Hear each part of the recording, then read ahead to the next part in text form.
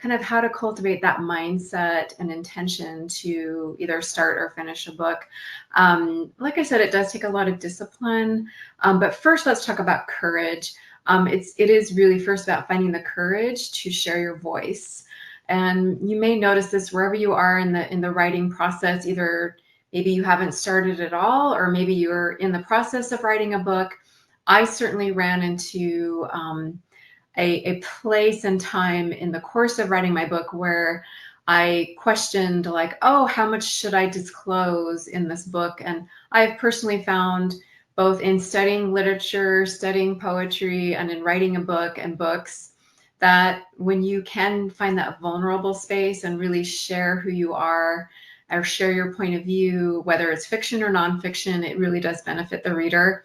And that's part of courage. And then there's also the courage to start a book.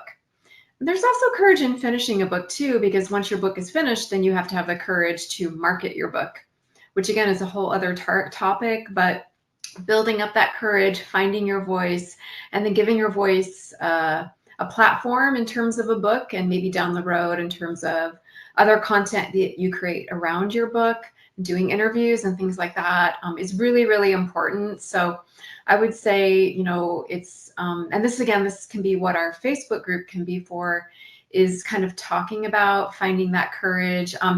Usually what I have found that works is, personally, what got me started on writing a book was I had a friend at the time say to me, "I don't know why you don't write a book." And honestly, for me, that was the catalyst.